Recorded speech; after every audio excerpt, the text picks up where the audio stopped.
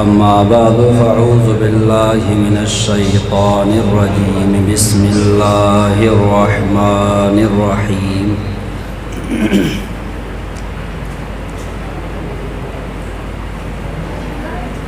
वमा अर्सलनाका इल्ला रहमतल लिल आलमीन।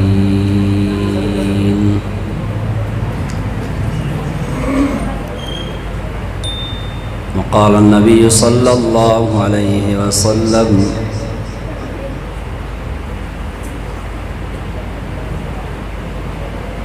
मन तमस्सक बिसुन्नती इंद फसादी उम्मती फलहु अज्रु मिअति शहीद। सुब्हान रब्बिका रब्बिल इज़्ज़ति अम्मा यसिफून व सलामुन अलल मुरसलीन वल्हम्दुलिल्लाहि रब्बिल आलमीन।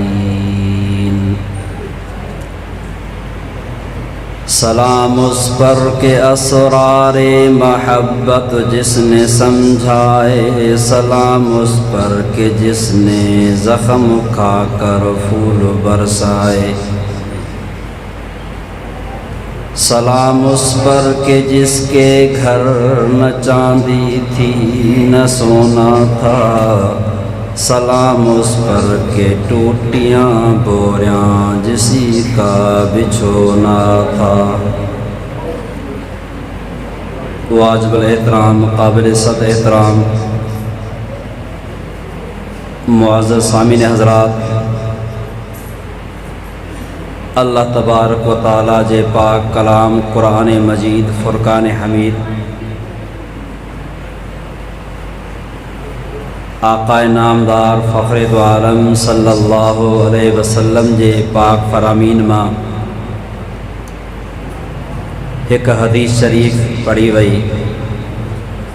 अल्लाह तबारक व तआला खां दुआ आहे, रब करीम तव्हां ई असांखे इन मुख़्तसर वक़्त जे अंदर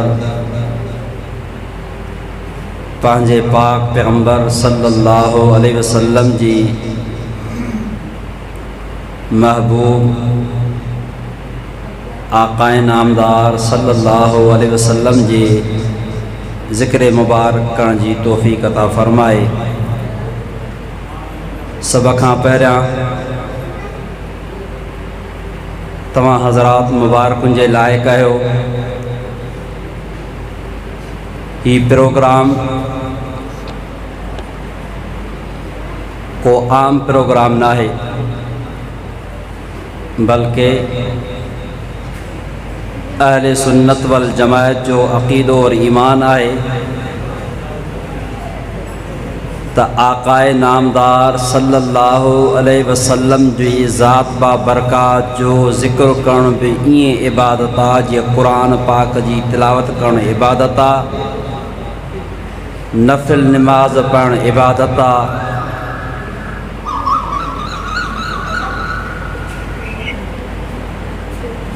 जीअं ॿिया नेक कम करण इबादत जे अंदरि शामिल आहिनि,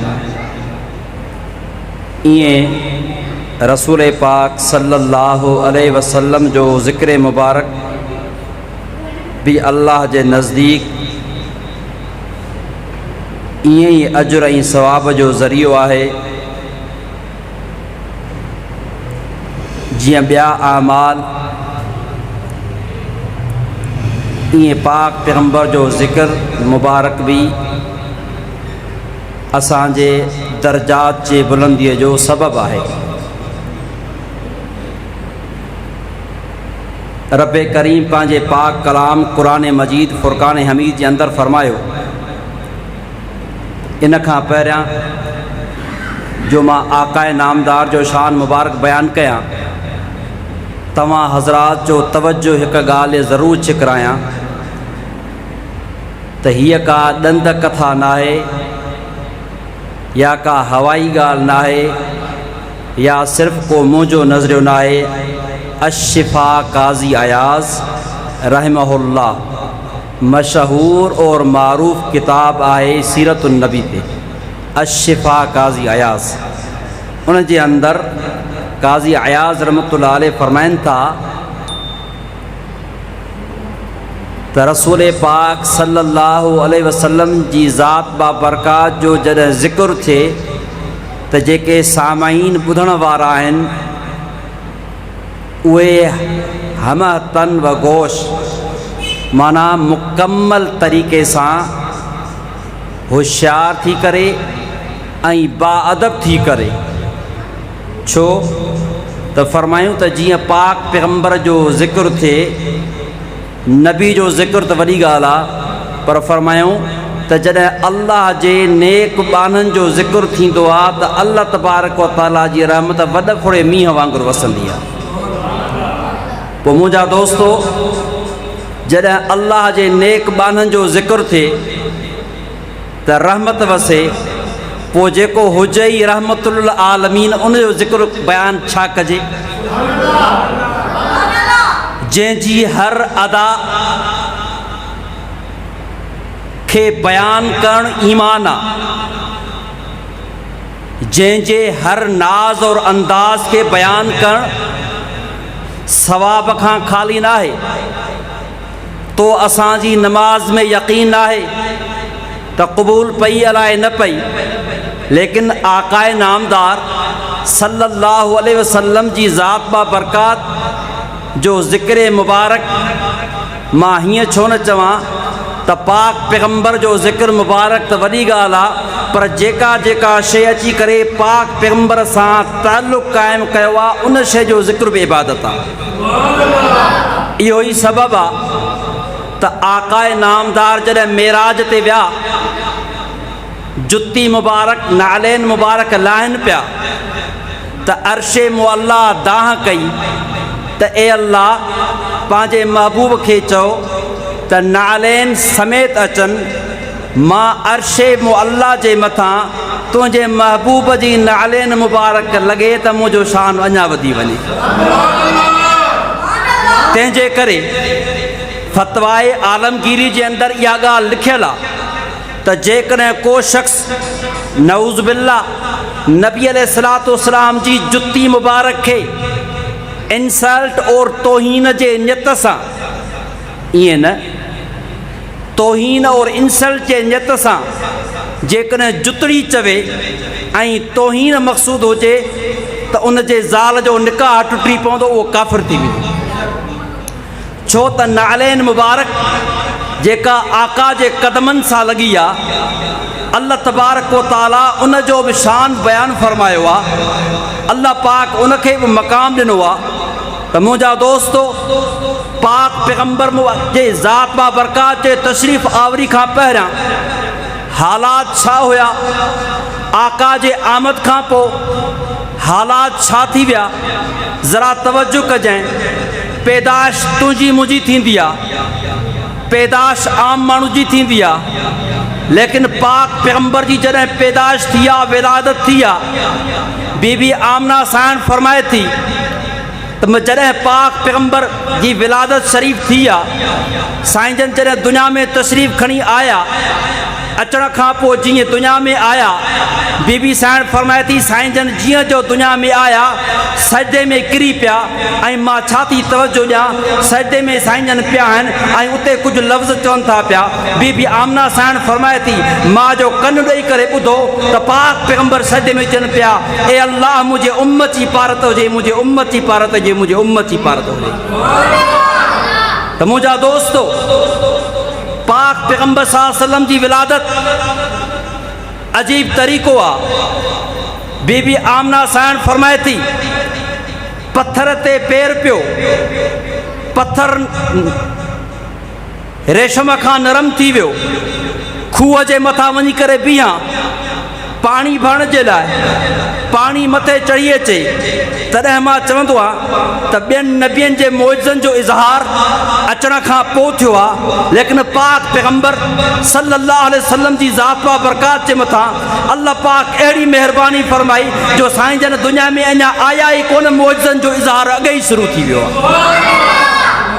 पत्थर जो नरम थियणु विलादत खां पहिरियां, खूह जो भरिजी वञणु विलादत खां पहिरियां, अजीब क़िस्म जे ख्वाबनि जो अचणु विलादत खां पहिरियां बीबी आमना फरमाए थी अजीब क़िस्म जे ग़ैबी आवाज़नि जो अचणु विलादत खां पहिरियां साईं जीअं जो विलादत मुबारक थी आहे बीबी आमना साईं फरमाए थी त मथां मां छा थी ॾिसां त हिकिड़ो धुंध आयो आहे कोहीर वांगुरु हिकु रोशनी आई आहे पाक पैगंबर जी जीअं जो विलादत थी आहे त अजीब क़िस्म जा आवाज़ पिया अचनि जीअं पखियुनि जा आवाज़ हुजनि माण्हुनि जा आवाज़ हुजनि उहो मथां जो रोशनी जी लाट आई आहे त पाक पैगंबर खे खणी करे मथे हली वई आहे उहा मलाइकनि जी जमायत हुई जेका मुस्तफ़ा जे ज़ात बरकात खे खणी करे रब्बुल आलमीन जे उन काइनात जो सैर करायो आहे बीबी आमना साईं फरमाए थी उन खां पोइ साईं जन जॾहिं वापसि आया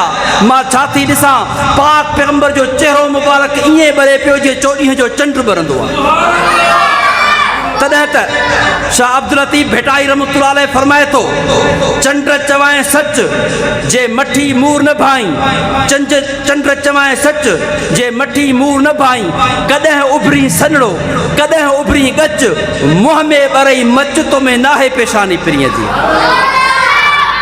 चंड तुंहिंजी ज़ात पाड़िया न पिरीअसीं चंड तुंहिंजी ज़ात पाड़िया न पिरीअसीं तूं अछो मो रात सजण नित सोजरो चंड त सिर्फ़ु राति जो उभरंदो आहे मुंहिंजो मुस्तफ़ा 24 कलाक पियो उभरंदो आहे खणी नैन खुमार मां जाकियूं नाज़ नज़र खणी नैन खुमार मां जाकियूं नाज़ नज़र सूरज शाखूं झकियूं कुमाणो कमर तारा कतियूं ताइब थिया देखंदे दिल भर झको थियो जोहर जानब जे जमाल से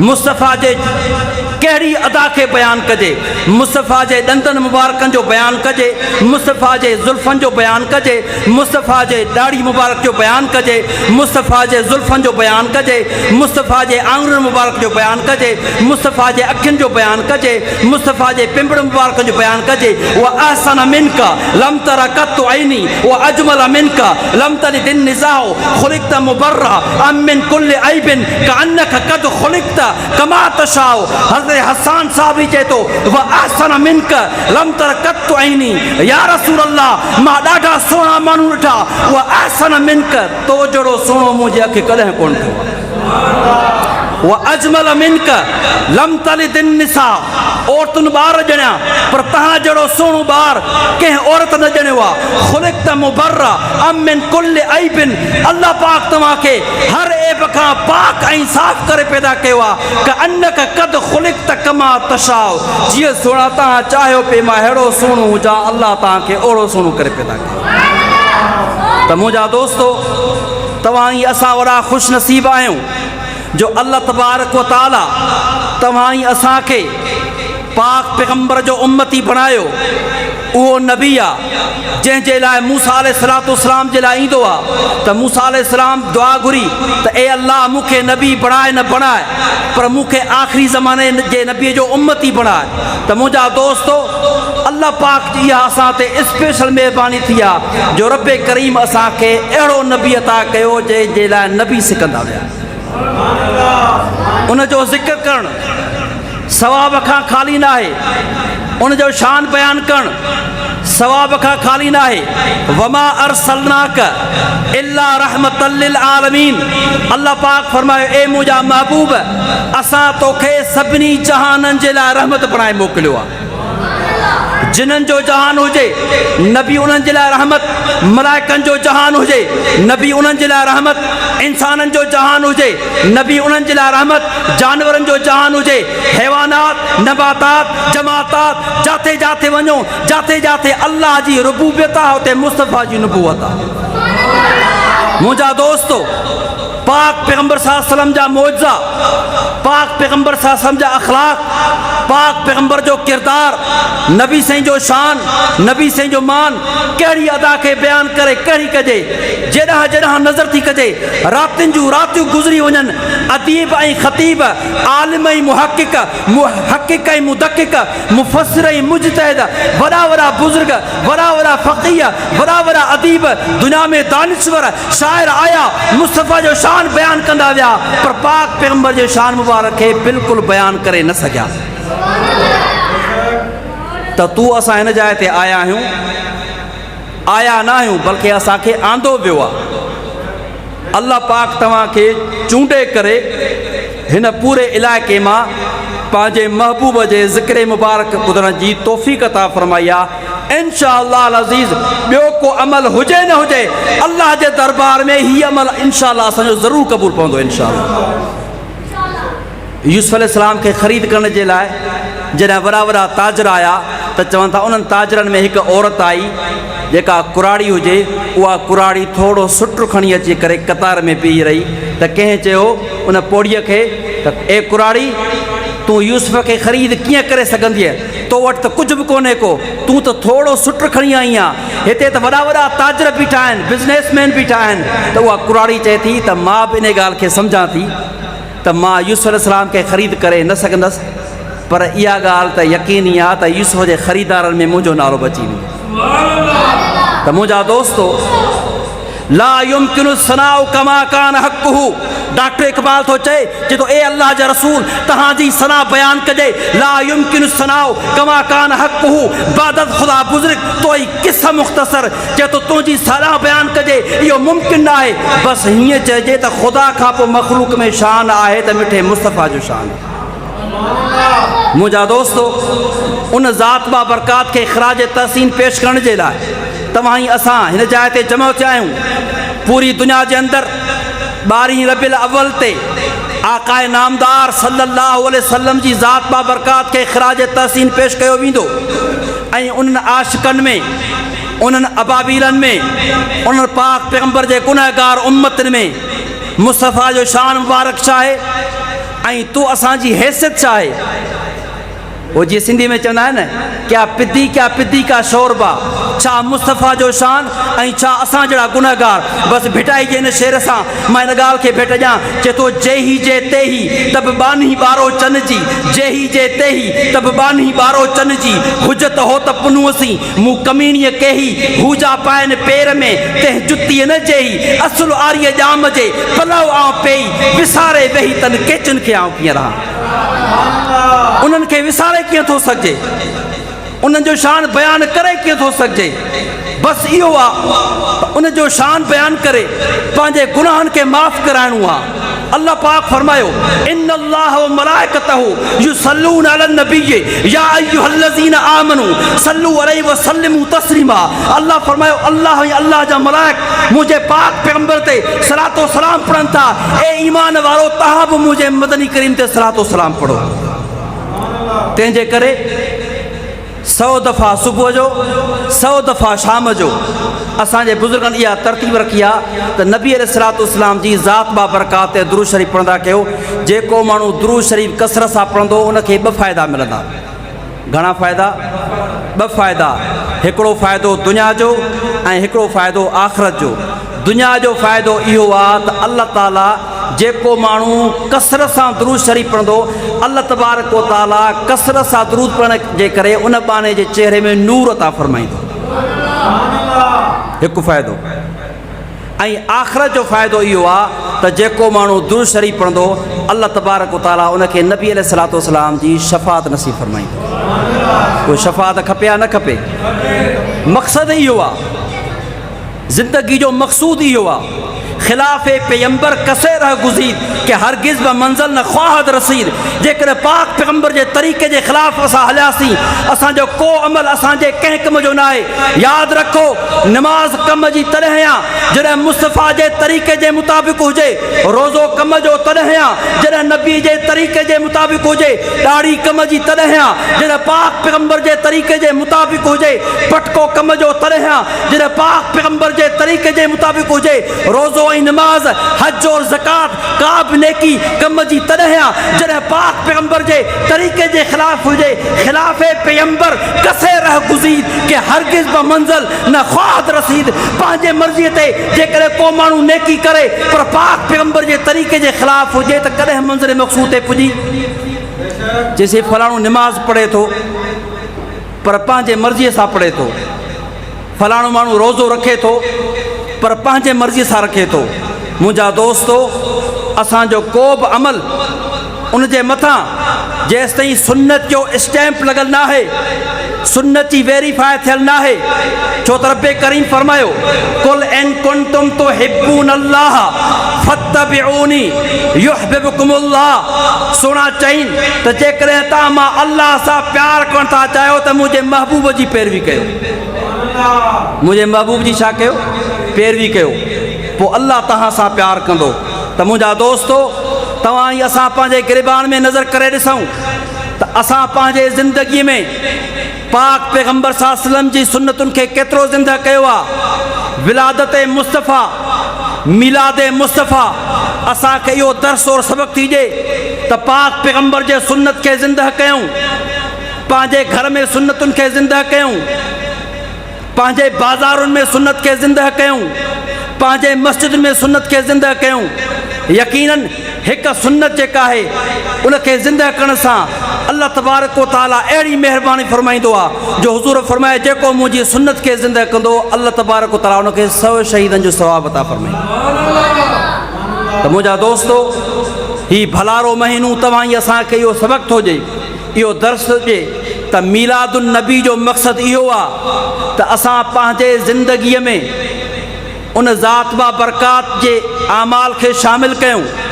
मस्जिद में अचूं सुन्नत जे मुताबिक़, नमाज़ पढ़ूं सुन्नत जे मुताबिक़, मस्जिद मां ॿाहिरि निकिरूं सुन्नत जे मुताबिक़, बाज़ार में अचूं सुन्नत जे मुताबिक़, पाणी पियूं सुन्नत जे मुताबिक़, मानी खाऊं सुन्नत जे मुताबिक़, पटको ॿधूं सुन्नत जे मुताबिक़, सलवार पायूं सुन्नत जे मुताबिक़।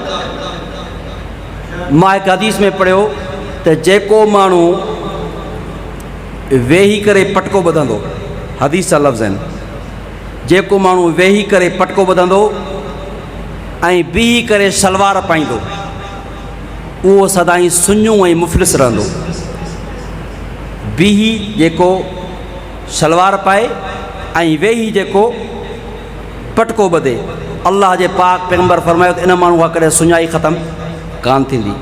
त असांखे इन्हनि शयुनि ते नज़र करणी आहे। हिकु हिकु सुन्नत खे ज़िंदा करण में जेको नूर आहे, हज़रत इमाम रब्बानी मुजलसानी रहमतुल्लाह फरमाइनि था त अल्लाह तबारक व तआला असांखे विलायत जो वॾो मक़ाम नसीब फरमायो। जॾहिं विलायत जे आला मक़ाम ते पहुतासीं, फरमाईं त पोइ बि का बि ख़्वाहिश न हुई, सिर्फ़ु हिकिड़ी ख़्वाहिश हुई त नबी अलैहिस्सलाम जे सुन्नत खे ॻोल्हे ॻोल्हे करे ज़िंदा कयो वञे। उन में जेको नूर आहे, उन में जेको फैज़ आहे, इमाम रब्बानी मुजद्दिद अलफ़सानी शेख अहमद सरंदी फारूकी मुजद्दी पंहिंजे मकतूबात शरीफ़ जे अंदरि लिखनि था त हिकिड़ो माण्हू किरोड़े रातिनि ताईं नफ़िल पढ़े, किरोड़े रातिनि ताईं तिलावत करे, किरोड़े रातिनि ताईं इस्तिग़फ़ार करे, किरोड़े रातिनि ताईं तस्बीह पढ़े, किरोड़े रातिनि ताईं अल्लाह अल्लाह करे, पर पंहिंजे मर्ज़ीअ ते, ऐं ॿियो माण्हू मंझंदि जो ॾींहं जो ज़ुहर नमाज़ महिल अधु कलाक या हिकु कलाक सुन्नत जी नियत सां निंड करे त अल्लाह जे पाक पैगंबर ज़ुहर नमाज़ महिल निंड कई आहे, इहा पाक पैगंबर जी सुन्नत आहे। मां नथो चवां, हज़रत इमाम रब्बानी मुजद्दिद अलफ़सानी पंहिंजे मकतूबात शरीफ़ जे अंदरि लिखनि था त किरोड़ राति जे शबे बेदारीअ खां, किरोड़े रातिनि जे जागण खां, किरोड़े रातिनि जे ज़िक्र करण खां जेका पंहिंजे मर्ज़ीअ ते कजे, उन खां मंझंदि जो अधु कलाक सुन्नत कैलूला जे नियत सां निंड करणु अफ़ज़ल आहे, छो त पाक पैगंबर जी सुन्नत आहे। कंहिं तोखे सम्झायो आहे त तोखे अल्लाह जो कुर्ब ईअं नसीब थींदो, अल्लाह जो कुर्ब तोखे तॾहिं मिलंदो जॾहिं पाक पैगंबर जे क़दमनि में अचे किरंदे। अल्लाह जी मार्फत तोखे तॾहिं मिलंदी जॾहिं पाक पैगंबर जे सुन्नतुनि खे ज़िंदा कंदासीं। बाक़ी पंहिंजे मर्ज़ीअ ते पंहिंजा अक़ीदा घणु, पंहिंजे मर्ज़ीअ ते पंहिंजा अक़ीदा ठाहिणु, पंहिंजे मर्ज़ीअ ते पंहिंजो मज़हब ईजाद करणु, जिसी बिश्त दिलासो दोज़ख दड़को कूड़ी सामी कूड़ो कड़को सही हमल फ़कीर थो फरमाए सही तुमर फ़कीर थो फरमाए सही काज़ी कादन थो फरमाए फलाण थो फरमाए ये शेरो शाइरी पंहिंजे जाइ ते आहे पर पाक पैगंबर जो फरमान बरहक आहे शाइर ग़लति थी सघे थो पीर ग़लति थी सघे थो मौलवी ग़लति थी सघे थो ज़ाकिर ग़लति थी सघे थो दुनिया जो ॿियो को माण्हू ग़लति थी सघे थो लेकिन क़ुर थो चवे वमा यंतिकु अनिल हवा इन हुवा इल्ला वहयुन यूहा मुस्तफ़ा जी ज़ात वा बरक़ात जेका आहे उहा पंहिंजे मर्ज़ीअ सां न ॻाल्हाईंदी आहे ज़बान जेका आहे उहा मुस्तफ़ा जे ज़ात वा बरक़ात हूंदी आहे कलाम अल्लाह जे ज़ात जो हूंदो आहे पंहिंजा अक़ीदा आहिनि मां हिकिड़ी जाइ रोड़ीअ तकिर करणुसि उते दोस्तनि ॿुधायो चीज़ें हिकिड़ा चवंदा असां आदम को अॻे से आदम सादा जाया असां आदम को अॻे से आदम सादा जाया अंत बहर जी ख़बर न काई रंगी रंग रचाया असां आदम को अॻे से आदम सादा जाया मां चयो इहो त आहे त पहिरियां पीउ हुजे पोइ केरु हुजे पुटु हुजे पर चए थो असां आदम को अॻे से आदम सादा जाया आदम खे असां ॼणोसीं पुटु पीउ खे ॼणींदो आहे पीउ पुट खे ॼणींदो आहे या पुटु पीउ खे ॼणींदो आहे पर हिन जो अक़ीदो इहो आहे असां आदम को अॻे से आदम सादा जाया अंत बहर जी ख़बर न काई रंगी रंग रचाया चईसीं मुलनि खे कहिड़ी ख़बर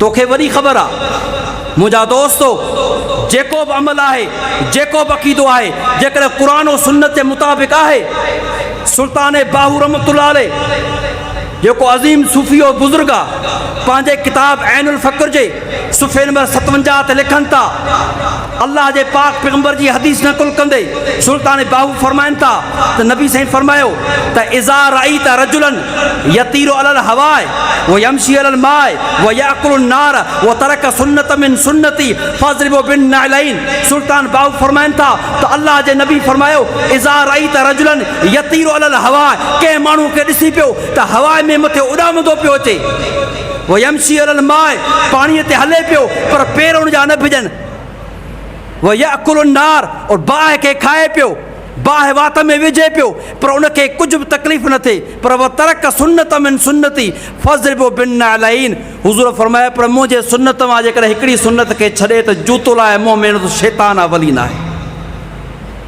त मुंहिंजा दोस्तो नबी अलैहिस्सलाम जी ज़ात वा बरक़ात जेको असांखे दर्स ॾिनो आहे जेको अक़ीदो ॾिनो आहे उनखे क़ाबू कंदव इंशाअल्लाह अल्लाह जो तारीफ़ कंहिं करायो नबी साईं अल्लाह न तव्हां ॾिठो न असां ॾिठो न को ॾिसी सघे थो न को मुमकिन आहे अल्लाह जे ज़ात खे ॾिसणु पर मूंखां हिकिड़े दायरे सुवाल कयो चई तव्हां अल्लाह खे कीअं था मञो मां चयो असां अल्लाह खे इन करे था मञूं जो कंहिं बि शइ खे मञण जे लाइ या त मुशाहिदो कजे प्रैक्टिकल कजे या थ्योरी हुजे चई तव्हां अल्लाह खे ॾिठो आहे मां चयो असां अल्लाह खे न ॾिठो आहे या त कंहिं शइ खे अखियुनि सां ॾिसजे या जे अखियुनि सां न ॾिसजे त को मुख़बिर सादिक़ या ख़बर जी मिसाल तौरु तव्हां चओ था त हे माण्हू सचो आहे हे कॾहिं कूड़ न ॻाल्हाईंदो आहे उनखे सचो मञो था त कूड़ कॾहिं न ॻाल्हाईंदो आहे हाणे जेकर इहो माण्हू चवे त भाई फलाणो माण्हू फलाणी जाइ ते वेठो आहे तव्हां चयोसि तूं आहीं त सचो पर उहो हुन जाइ ते वेठो न आहे त तव्हां हुनखे सचो मञो न मञो कंहिं शइ जे वजूद खे मञण जे लाइ ॾिसणु शर्त न आहे बल्कि जे ॾिसी सघिजे पॉसिबल हुजे त ॾिसी सघिजे थो जे ॾिसी न सघिजे त पोइ जेकॾहिं को सचो ख़बर हुजे मिसाल तौरु असां ॾिसूं था त हिकिड़ो माण्हू घुमे थो पियो फिरे थो पियो ख़बर पई त मरी वियो ऐलान थियो त मरी वियो छा थियो जे वफ़ात करे वियो अरे भई हे त खट ते सुतो पियो आहे हे वफ़ात कीअं करे वियो हिन में हिकिड़ी शइ हुई रूह उहो रूह हिन मां ॿाहिरि निकिरी वियो हाणे हिन जी डेथ थी वई एक्सपायर थी वियो मरी वियो त रूह कंहिं ॾिठो आहे कंहिं बि कोन ॾिठो आहे न कंहिं डॉक्टर ॾिठो आहे न कंहिं साइंसदान ॾिठो आहे न कंहिं दहरे ॾिठो आहे न कंहिं कम्यूनिस्ट ॾिठो आहे न कंहिं नेचुरलिस्ट ॾिठो आहे न कंहिं मटीरियलिस्ट ॾिठो आहे न कंहिं मादे पर ॾिठो आहे न कंहिं दहरे ॾिठो आहे ॾिठो न आहे त रूह खे मञे थो या नथो मञे मञे थो अकुल जेको इंसान में अंदरि आहे मां हिकिड़े दाइरे खां सुवाल कयो, मां चयो तव्हां अकुल केॾां था? मां चयो त अकुल किथे आहे? जी अकुल हिन जाइ ते आहे। मां चयो उहो कहिड़ी शइ जो नालो आहे? मेजालो। जी हा। मुंहिंजो जेकॾहिं कंहिं चरे माण्हूअ जो के ऑपरेशन करे ऐं उनजो मेजालो कढिजे त मेजालो हूंदो या कोन हूंदो? जी साईं बिल्कुलु हूंदो। मां चयो पोइ जे अकुल नालो इन मेजाले जो आहे पोइ इन में छो कोन्हे? इहो मेजालो गदह में आहे या कोन्हे? इहो कुते ॿिले में आहे या कोन्हे? हर जानवर खे मेजालो आहे, पर असांखां वॾो उनजो मेजालो आहे। मेंह जो, उठ जो, वॾे वॾे जानवर जो मेजालो इंसान खां वधीक आहे, पर इहो अकुल न आहे। चरे माण्हू में मेजालो आहे पर अकुल न आहे।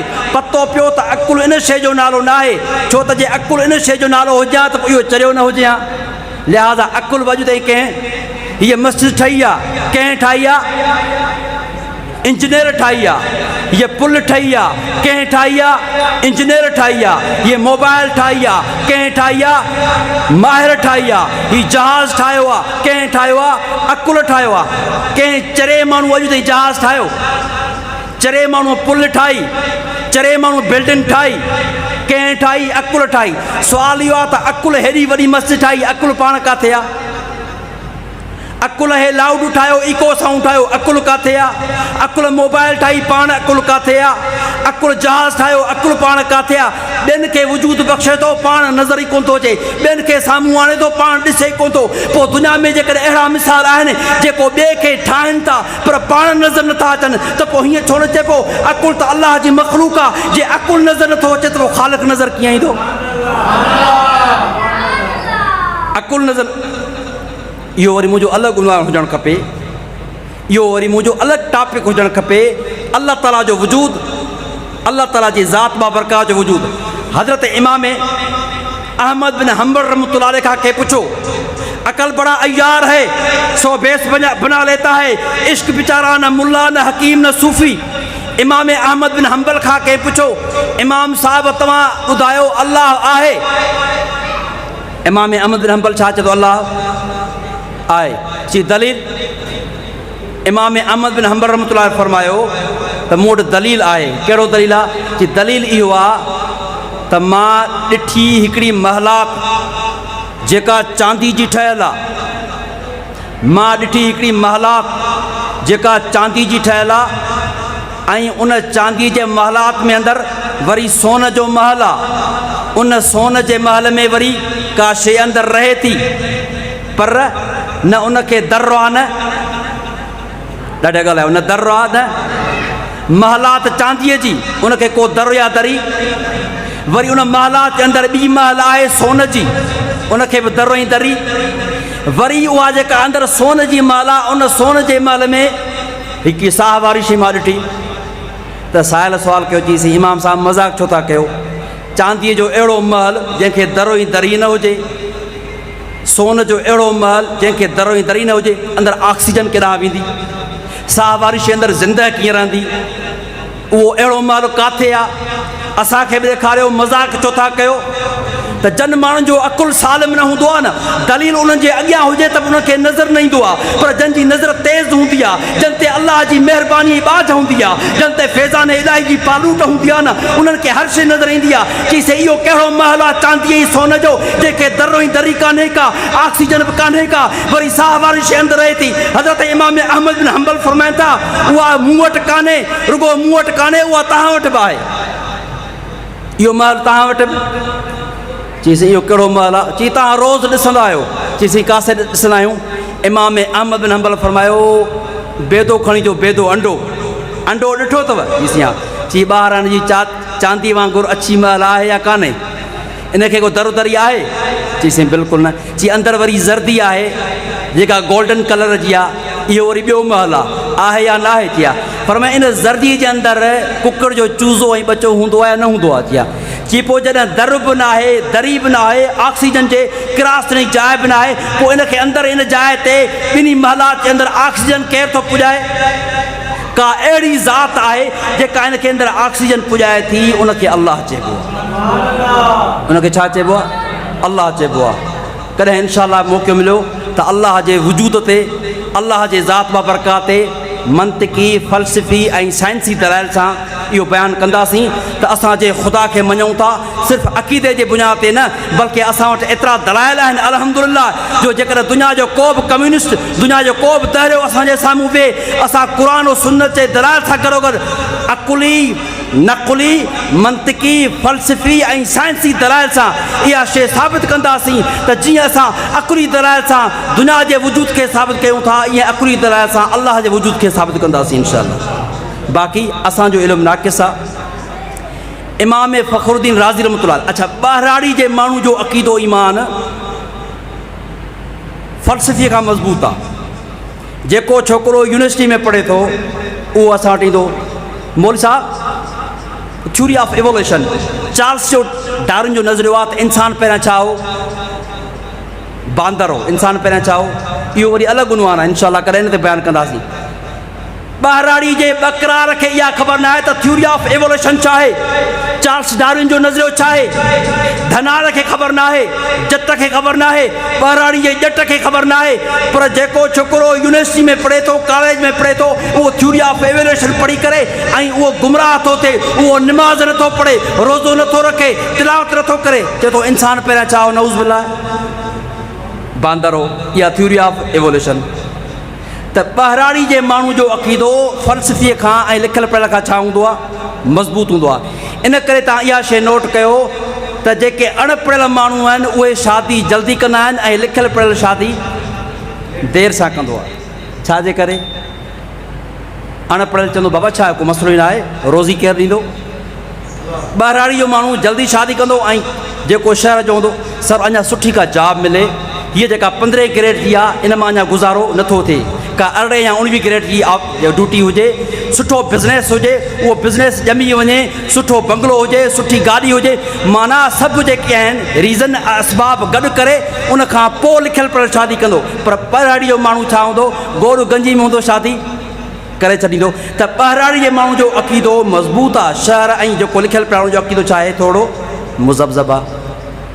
इमाम फ़खरुद्दीन राज़ी रहमतुल्लाह अलैह हिकिड़े ॾींहुं अल्लाह ताला जे वजूद ते 1000 दलील बसि आख़िरी ॻाल्हि चई मां पंहिंजे बयान खे ख़तमु कयां घणा दलील 1000 दलील अल्लाह जे वजूद ते गॾु कया इमाम राज़ी रहमतुल्लाह अलैह ऐं फ़ख्र में निकितो त अॼु मूं राज़ीअ सां केरु ॻाल्हाए कोन सघंदो।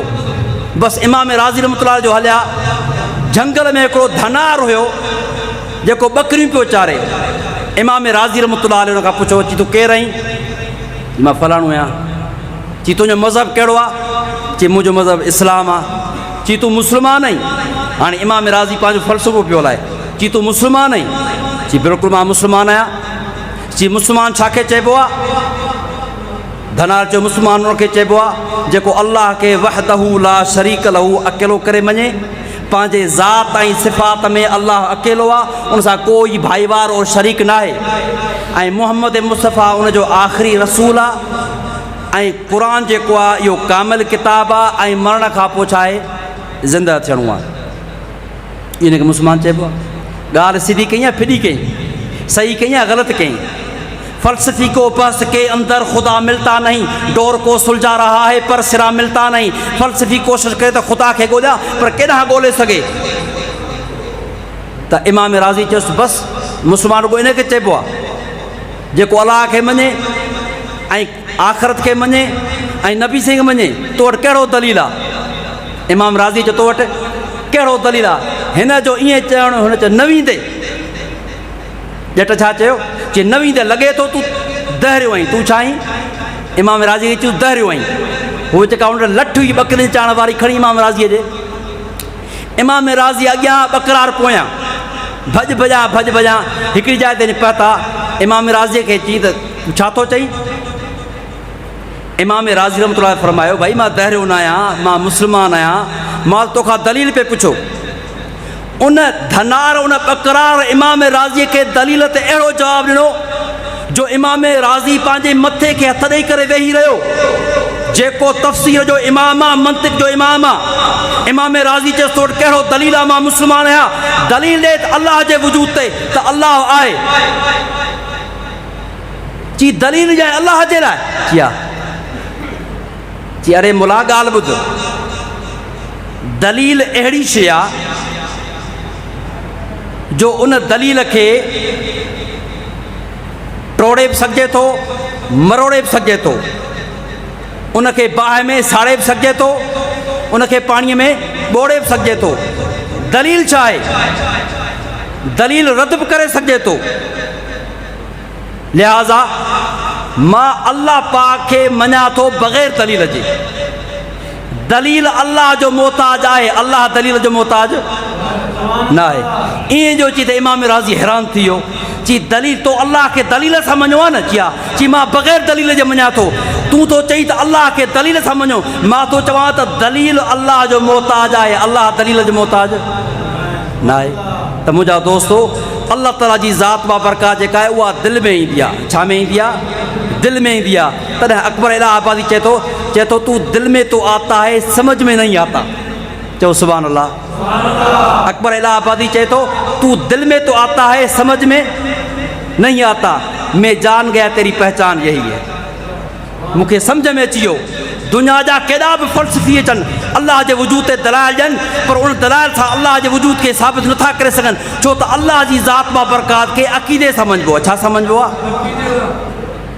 त मुंहिंजा दोस्तो, या त अखियुनि सां ॾिसो, या त मोहम्मद बिन क़ासिम सिंध फतह कई या न कई? दलील जो। राजा ॾाहर खे क़त्ल कयो या न कयो? दलील जो। तारिक बिन ज़ियाद उंदुरुस फतह कयो या न कयो? दलील जो। महमूद गज़नवी सोमनाथ मंदिर फतह कयो या न कयो? दलील जो। मूसा बिन नसीर बगदाद खे फतह कयो या न कयो? दलील जो। कहिड़ो दलील आहे? कोई दलील न आहे। वध में वधि तव्हां तारीख़ जो किताब पेश कंदव, को मञे न मञे। त मुंहिंजा दोस्तो, कुझु शयूं अहिड़ियूं आहिनि जेके दलील सां मञिबियूं आहिनि, कुझु शयूं अहिड़ियूं आहिनि जेके बग़ैर दलील जे मञिबियूं आहिनि। अल्लाह जी ज़ात बाबरकात जेका आहे उहा समद आहे, बेपरवाह आहे, बेनियाज़ आहे, उनखे कंहिं दलील जी परवाह कान्हे का। इहो दलील तुंहिंजे मुंहिंजे लाइ आहे। अल्लाह जी ज़ात दलील खां बाला आहे, बरतर आहे। अल्लाह पाक खां दुआ आहे रब करीम तव्हां ई असांखे पंहिंजे ज़ात बाबरकात जो अक़ीदो रखण जी तौफ़ीक़ अता फ़रमाए, पंहिंजे पाक पैगम्बर सल्लल्लाहु अलैहि वसल्लम सां सची पकी महबत नसीब फ़रमाए। इंशाअल्लाह नबी अलैहिस्सलाम जी ज़ात बाबरकात ते मौलाना साहब बयान फ़रमाईंदा, मिलाद शरीफ़ ते नबी साईं जी शान मुबारक ते तव्हांजे अॻु बयान फ़रमाईंदा। अल्लाह पाक खां दुआ आहे रब करीम तव्हांजे ईमान खे क़ाइम ऐं दाइम रखे।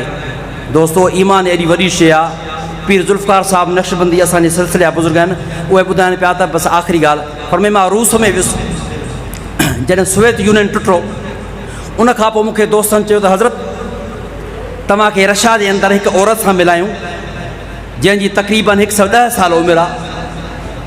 रशिया जे अंदरि जॾहिं कम्यूनिज़म इनक़लाब आयो, उन में उन औरत जा 4 पुट शहीद थिया। 4 पुट शहीद थिया। असां चाहियूं था तव्हांखे उन सां मुलाक़ात करायूं। उन औरत खे बि जॾहिं कुराड़ी खे ॿुधायूं त पाकिस्तान खां को शेख आयो आहे, बुज़ुर्ग आयो आहे, उनजी चाहत बि थी त अल्लाह वारे सां मुलाक़ात कजे। उन कुराड़ी वेठी आहे। पीर साहब फरमाइनि था त असां मुरीदनि सां ख़ुलफ़ा सां गॾु वियासीं। उहा कुराड़ी 110 साल जी पौड़ी आहे। जॾहिं उन कुराड़ी सां मिलियासीं, उन अम्मा सां मुसाफ़ो कयोसीं, त उन हिकिड़ा अजीब लफ़्ज़ चया। चैन शहीदनि जी माउ आहे। पीर साहब फरमाइनि था हुनजो चयो त मूंखां अखियुनि मां ॻोढ़ा वही आया ऐं मां रोई ॾिनो। चैन शहीदनि जी माउ, रशिया जो इनक़लाब आयो, सोवियत यूनियन जे इनक़लाब जे ख़िलाफ़ उन पंहिंजे चइनि बचनि खे क़ुर्बान कयो। लेकिन पीर साहब चयो जीअं जो मां उन सां मिलियुसि त मूंखां पुछी त किथां आया आहियो? पाकिस्तान खां आयो आहियां। तव्हां कीअं, छा आहियो? आलिम। मां आलिम आहियां। ॿियो छा? मां नक्शबंदी सिलसिले जो बुज़ुर्ग आहियां। पर मां उन औरत रोई करे चई चइनि पुटनि जी माउ आहियां, पर मुंहिंजी हिकिड़ी ख़्वाहिश आहे, मुंहिंजे लाइ दुआ कयो। कहिड़ी दुआ कयो? फरमायूं त इहा दुआ कयो त अल्लाह पाक मूंखे ईमान जी सलामती ॾिए ऐं ईमान सां मुंहिंजो ख़ात्मो करे। त मुंहिंजा दोस्तो, अजीब क़िस्म जा फितना काहे पिया आहिनि। हज़रत सुफ़ियान सौरी रहमतुल्लाह अलैह जॾहिं वफ़ात पिया कनि त कंहिं चयो त कद अफ़लत सुफ़ियान तूं कामयाबु थी वियो। जी अल आन ला, अञा न। जेसिताईं सिसी में साहु आहे तेसिताईं ख़तरो आहे, शैतान हमिलो करे सघे थो। तंहिंजे करे इहा अल्लाह पाक जी तव्हां ते स्पेशल महिरबानी आहे जो अल्लाह तबारक व तआला तव्हांखे हिन ईमानी महफ़िल में आंदो आहे। हिन खां भली का मजलिस आहे? हिन महिल मींहुं वसे थो पियो अल्लाह ताला जे अनवारात जो, तव्हांजे दिलनि जे मथां, तव्हांजे दिमाग़ जे मथां, तव्हांजे वजूद जे मथां। तव्हांखे मूंखे नज़र अचे ज़रूरी न आहे। असांजी नज़र भला कहिड़ी नज़र आहे? असां सां गॾु जिन्ननि असांखे उहे नज़र कोन था अचनि था नज़र। असां सां गॾु मुवक्किलात आहिनि उहे नज़र कोन था अचनि। ॿ फ़रिश्ता हिकिड़ो हेॾां वेठो आहे किरामन कातिबीन, ॿियो हिकिड़ो हेॾां वेठो आहे। असांखे मलाइक नज़र नथा अचनि, असांखे मुवक्किल नज़र नथा अचनि, असांखे जिन नज़र नथा अचनि, त पोइ असांजी नज़र नाक़िस आहे। जंहिंजी नज़र कामिल आहे उन्हनि खे सभु कुझु नज़र ईंदो आहे, उन्हनि खे इहो कुझु नज़र ईंदो आहे जो अलाह ताला जी रहमत नाज़ुल थींदी आहे, उन्हनि खे नाज़ुल थींदे नज़र ईंदी आहे। बसि मुंहिंजी इहा ई दुआ आहे त जॾहिं बि तव्हां वञो तव्हां पंहिंजूं झोलियूं अनवार ते इलाही सां पुर करे वञो। अल्लाह जी तौहीद ऐं पाक पैगंबर जी महबत और इश्क जो जेको आहे फैज़ तव्हां खणी करे वञो। जंहिं जाइ ते वञो जो फैज़ तव्हां सां गॾु हुजे, पूरी दुनिया हिकिड़े पासे तव्हांजी मुखालिफ़ थी बीहे, तव्हां हिन ॻाल्हि ते डटी वञो त इहो जेको फैज़ मिलियो आहे अनवारात इलाही जो जेका तजली मुंहिंजे सीने में आई आहे, ज़मीन आसमान फाटी पवे, ज़मीन आसमान पंहिंजी जाइ छॾे, पर जेको मूंखे इहा अमानत मिली आहे इहा अमानत करे हम ॾींदासीं इंशाअल्लाह। मज़ो आहे या कोन्हे? अल्लाह जी जेतिरी ॻाल्हि थिए थी ओतिरो नुज़ूल रहमत थिए थो, हबीब जी जेतिरी ॻाल्हि थिए थी ओतिरो नुज़ूल रहमत थिए थो। ऐं फरमायूं त अनवारात इलाही जी निशानी आहे त जॾहिं हुनजो ज़िक्र कजे त पघर चालू थी वञे। छा थी वञे? पघर चालू थी वञे। मूंखे इहा ॻाल्हि सम्झ में न ईंदी त ईअं छो थो थिए, पर मां हकीम उल उम्मत थानी रहमतुल्लाह खे पढ़ियो। मोला अशफ़ थानी फरमाइनि था त जॾहिं अल्लाह वारनि जो ज़िक्र कबो आहे त अल्लाह तबारक व तआला उन्हनि जे ज़िक्र जे करे रहमत नाज़ुल कंदो आहे। ऐं जॾहिं अल्लाह जी रहमत नाज़ुल थींदी आहे त उन साल खां पघर बि हलंदा आहिनि त उनजो वार वार कांडा थी वेंदो आहे। रब करीम तव्हां जे मथां ख़ुसूसी पंहिंजो फज़ल फरमाए, पंहिंजी महिरबानी फरमाए। अल्लाह पाक अनवारात जी बारिश तव्हां जे मथां करे, पंहिंजे महबूब जे सदके अल्लाह तबारक व तआला तव्हांखे दुनिया में बि ख़ुशि रखे, आख़िरत में बि ख़ुशि रखे। जेके मसाइल आहिनि अल्लाह तबारक व तआला खां इन भलारी रात में दुआ घुरी करे उहे पंहिंजा मसाइल बि हल करायो। अल्लाह जी सिर्फ़ु ज़ात ॾे मुतवजो थियो, महबूब जे वास्ते, महबूब जे सदके। ए अल्लाह पंहिंजे महबूब जे सदके असांजे गुनाहनि खे माफ़ फरमाए ऐं असां ते पंहिंजी ख़ुसूसी तजली महिरबानी फरमाए। रब करीम खां दुआ आहे अल्लाह ताला तव्हां सभिनी ते पंहिंजी बाजे महिरबानी फरमाए, तव्हांजे सदके अल्लाह पाक मूं ते बि महिरबानी फरमाए। वा आख़िर दावाना अल्हम्दुलिल्लाहि रब्बिल आलमीन।